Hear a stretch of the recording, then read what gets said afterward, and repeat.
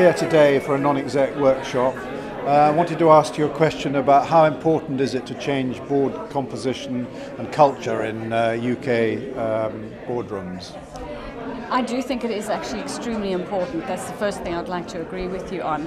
The most important thing that boards need to consider at the moment is that the culture of the old school, the luncheon type attitude towards board meetings is definitely changed, because now our roles and responsibilities, like the requirements of the Companies Act, have required boards actually to become a lot more professional, is what's important.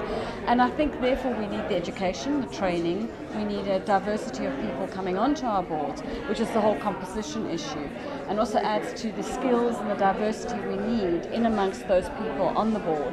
So I think it also starts with the chairman. I think the roles that people like you have is to ensure you've got the right chairman, because the rest will filter from that.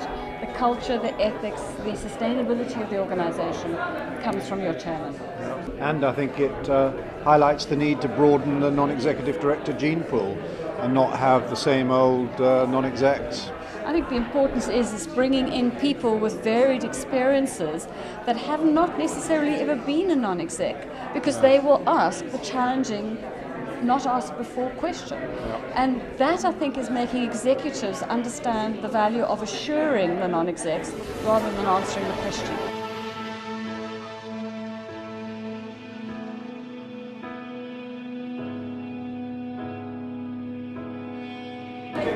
So Chris, we're halfway through. What surprised you most about the attendees today? I thought they're an outstanding bunch of potential non-execs predominantly. A lot of very capable people, a lot of them very enthusiastic to get their first non-executive director role. And I think with the right training, which we're providing them with today, they can go on boards, and I think they'll make much better non-executive directors than many of the non-execs who are on boards already. They'll be more enthusiastic, they'll be more committed, they'll have more time to do more research and better understand the workings of the company, and they'll end up being much more effective.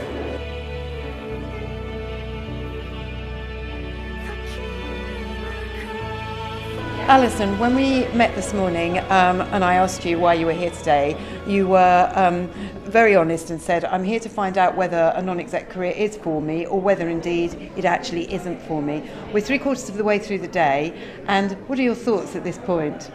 Well, had a very interesting day.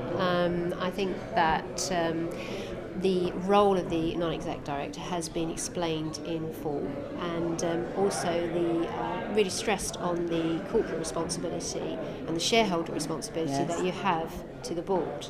So I think it's certainly something I'd like to explore further, and I think that the presenters today have been sort of very high quality, covered some very interesting points and really explored the role of the NED in a very full way. I think the thing I found most interesting is about corporate governance. It's a phrase that's expressed a lot, and nobody really goes into any depth about what's behind it. And I think I was quite astounded just to see how much common sense really is in there.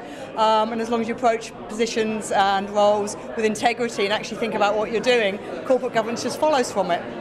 Well, for me, it covered all aspects of being a non-exec director, which was just fantastic. So not just the legal, but what you actually needed in terms of skills and qualities, and how you should present yourself. So, and all the psychometrics I found really interesting. So for me, it's just encapsulated everything in a very easy to remember, full and fulsome day.